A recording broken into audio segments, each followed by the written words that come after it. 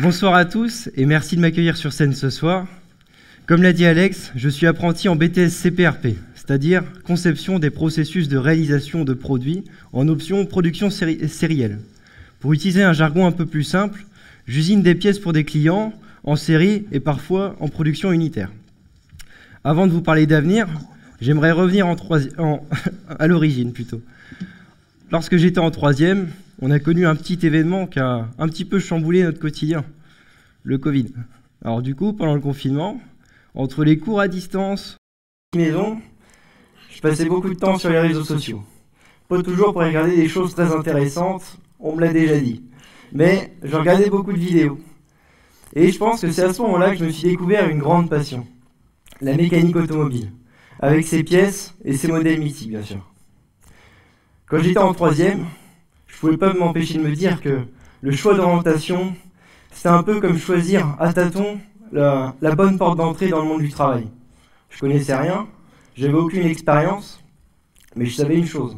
J'avais pas envie de rester encore 3 années supplémentaires sur une chaise sans avoir de but à la fin. L'enseignement général, ça ne me correspondait pas. Alors du coup, il fallait trouver une formation. En classe, on a évoqué la formation professionnelle. Pour moi, c'était le meilleur compromis. J'apprenais un métier, je gardais de la culture générale, et surtout, j'allais en entreprise, découvrir le monde du travail. À ce moment-là, j'avais déjà des amis qui étaient dans le monde du travail. Ça m'a permis d'avoir leur avis avec des personnes de mon âge. C'est très réconfortant à ce niveau-là. Je voulais faire une formation professionnelle, j'avais pas de métier à choisir. Donc avec mes parents, on a sillonné tous les forums des métiers du coin. On a même été au concours des meilleurs apprentis de France qui se déroulait aux Herbiers cette année-là. Mon père, désolé papa, t'es dans la salle, qui a l'habitude de bavarder longuement dès qu'il croise quelqu'un qu'il connaît, a croisé Franck Joannet. C'était l'ancien président de l'OGEC dans mon école primaire à Saint-Michel. Franck Joannet, c'est aussi le directeur de la société Sofrapi aux Épaisses, une entreprise spécialisée dans l'usinage de pièces de mécanique générale. Alors du coup, pendant qu'il parlait, moi je suis resté scotché devant la vitrine. J'ai découvert un nouveau truc, je ne connaissais pas du tout. 2 semaines plus tard, j'étais en stage d'observation dans l'entreprise Sofrapi, et aujourd'hui l'histoire fait bien les choses, je suis encore apprenti dans cette boîte. Donc ça c'est cool. J'avais choisi la formation professionnelle, j'avais le métier, j'avais toujours pas d'établissement. Pour moi, Saint-Gab, ça s'avérait la meilleure option. Ça cochait toutes les cases de ma checklist. J'avais 12 heures d'enseignement pro par semaine, et surtout, sur les 3 années de bac, j'avais 22 semaines de stage. Ça, c'est quand même très important. Ces 22 semaines de stage, elles m'ont permis de découvrir les points positifs. La proximité avec les collègues, les longues périodes en dehors de l'école. Et du coup, j'ai aussi découvert les points négatifs. À l'école, on est fatigué mentalement. On se sent fatigué, mais quand on découvre le monde de l'industrie, c'est encore autre chose. Les journées de stage étaient très longues et assez fatigantes. Aujourd'hui, j'exerce le métier de tourneur-fraiseur. Quand j'en parle, en général, les gens s'imaginent que je m'amuse à retourner des fraises 35 heures par semaine.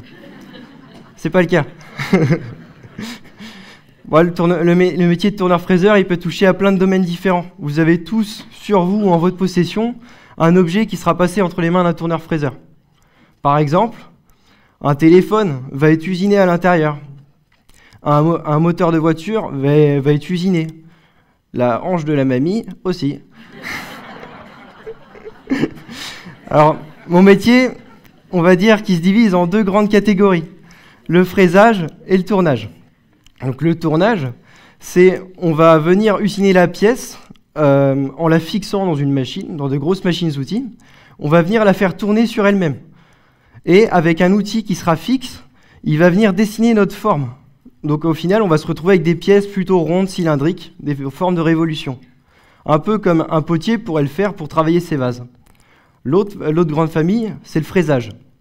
Le fraisage, c'est l'inverse du tournage. La pièce va être fixe et à ce moment-là, les outils vont venir créer des formes dedans en enlevant de la matière. Un peu comme le menuisier, le frais ou le sculpteur sur bois pourrait le faire en faisant une statue. La pièce est fixe et il vient enlever de la matière dessus. Aujourd'hui, j'exerce le métier de tourneur-fraiseur à l'entreprise Sofrapi. Cette entreprise m'a formé à la polyvalence. Aujourd'hui, je suis capable d'aller en tournage et en fraisage, de maîtriser plusieurs machines. c'est quelque chose qui m'a vraiment fait grandir. J'ai pris en maturité. Pour être tourneur-fraiseur, les qualités requises, c'est de savoir lire des plans au niveau des compétences, de savoir lire des plans et de savoir régler une machine et d'apprendre les matières, bien entendu. Bon, ça, après, ça s'apprend à l'expérience, il faut essayer pour apprendre. Après, les qualités qu'on nous demande d'avoir, c'est d'être précis, rigoureux et organisé. C'est quelque chose que je n'ai pas eu toujours dès le départ, mais que j'ai appris à maîtriser avec le temps. Le métier de l'usinage évolue à vitesse grand V. Aujourd'hui, et depuis quelques dizaines d'années, on a vu apparaître dans les entreprises les robots de chargement. Ces robots-là de chargement, c'est des robots qu'on peut trouver dans les chaînes de montage aussi également pour les grosses voitures, par exemple. Ça permet de remplacer un salarié. Un salarié, il doit faire un quota d'heures par jour et il n'en fera pas plus. Un robot, lui, peut tourner 24/24 tant qu'il est desservi en pièces. Il va remplacer le rôle de l'homme, en fait, sur ce principe-là. L'avantage de ces séries-là, de ces robots-là, c'est qu'ils permettent d'usiner sur des productions de masse ou des grandes séries, par exemple. À Sofrapi, on usine de la petite série et de la pièce unitaire. L'avantage qu'on a sur de la grande série, on le perd avec de la production unitaire et de la petite série. On passe plus de temps à régler une machine, un robot et envoyer la série de 10 pièces par exemple, que juste régler une machine et envoyer les 10 pièces à la suite. Aujourd'hui à Saint-Gab, on retrouve quand même ces infrastructures-là.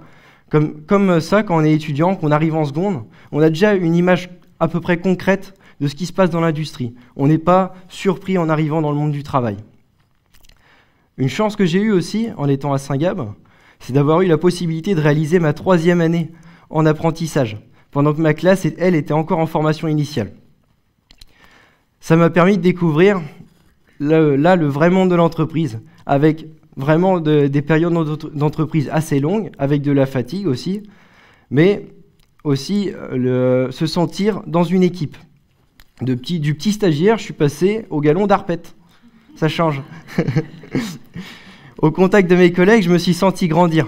J'ai pris en maturité, j'ai grandi un petit peu en taille aussi, mais j'ai surtout acquis un réel sérieux dans le monde du travail. Et ce sérieux-là me sert aussi encore pendant mes études, quand je dois me mettre à travailler en classe. Une chose aussi que j'ai appris avec la polyvalence, c'est toujours être curieux, vouloir apprendre, aller plus loin dans nos démarches, ne jamais dire stop. On peut toujours progresser, peu importe quel que ce soit le domaine ou autre. La polyvalence, je l'ai aussi travaillé sur mes 5 années de formation professionnelle à Saint-Gab. C'est pour ça que je me suis lancé dans le concours MAF. Bon, c'est vrai qu'on gagnait des points au bac, donc ça comptait beaucoup. Je me disais, bon, au pire, je fais ça, j'ai le bac, et puis après, on laisse tomber. C'est une blague, en gros. Puis il s'avère que le sujet, c'était un essieu arrière de karting. Enfin, la partie arrière au niveau des roues d'un karting. Donc là, je me suis dit, bon, il faut peut-être que je m'y mette sérieux. C'est ce que j'aime quand même. Donc, je me suis penché sur les pièces. J'ai regardé les plans, je me suis dit, bon, c'est à peu près comme à l'entreprise, ça devrait le faire. Après, quand je me suis penché sur le sujet vraiment, ils m'ont donné du fil à retordre. J'ai dû réapprendre quasiment les notions que j'avais apprises à l'école, mais les refaire avec les méthodes de l'entreprise, quasiment repartir d'une page blanche. Et puis, quand j'avais fini de produire et quand j'avais fini mon sujet, on a passé aux épreuves, donc départementales. Bon, c'est cool, médaille d'or. Ça marche. Bon, la blague, elle est rigolote, maintenant, il faut que ça s'arrête. Régional, rebelote. Elle est un peu longue, la blague. Et donc là, nous vient l'arrivée de l'épreuve nationale. On passait notre examen dans les locaux de la Joliverie à Nantes. Donc après toute une journée d'examen, une production et une partie orale et écrite, vient l'attente des résultats. Tous les participants sont dans une salle, on attend, le stress monte d'un cran, plus les minutes passent. Et là, d'un coup, le jury, le meilleur ouvrier de France, arrive dans la salle. Il nous annonce 6 candidats ont la médaille, on était que 26.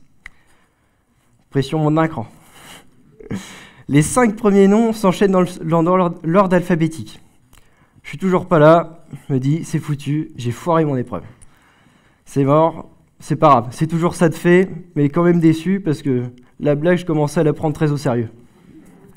Puis vient le 6e nom. Là, j'entends Monsieur Paul Godet, médaille d'or nationale. Pouf, la pression redescend là.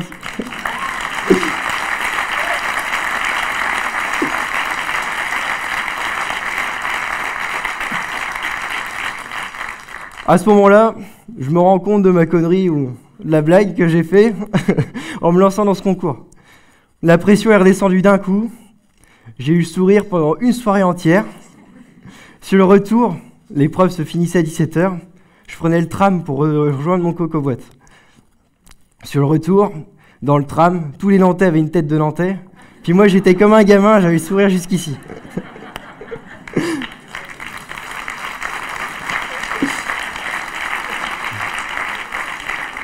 Donc, pour conclure, pour les jeunes ou les moins jeunes qui m'écoutent ce soir, je vous invite vraiment à vous lancer des petits défis, même si c'est anodin. Ça peut toujours vous faire avancer. Avant ce concours, je me sous-estimais. Je ne pensais pas que j'étais capable d'aller, que j'avais le cran pour aller jusqu'ici. Au final, ça s'est avéré que j'avais tort. Ces 5 années en formation, ça m'a fait grandir. J'ai appris sur les relations humaines, j'ai pris en maturité, j'ai grandi et j'ai aussi gagné en compétences. Enfin, c'est logique normalement. Donc voilà. Et pour conclure, vraiment, à l'avenir, je connais pas encore, il n'est pas encore tout à fait écrit. Je compte continuer dans l'usinage parce que c'est devenu une grande passion comme la mécanique automobile. J'ai découvert un nouveau truc et je suis resté dedans. Donc je compte continuer comme ça. Et qui sait, dans quelques années, pourquoi pas venir aider mes professeurs qui m'ont formé, qui m'ont aidé à avoir cette passion, les aider à enseigner à leur tour. Ouais, c'est quelque chose que j'aimerais bien refaire passer et redonner un peu cette envie à des élèves qui ont des rêves en seconde, comme moi j'ai pu l'être à ma rentrée de 2020 avec mes voitures plein la tête. Merci beaucoup.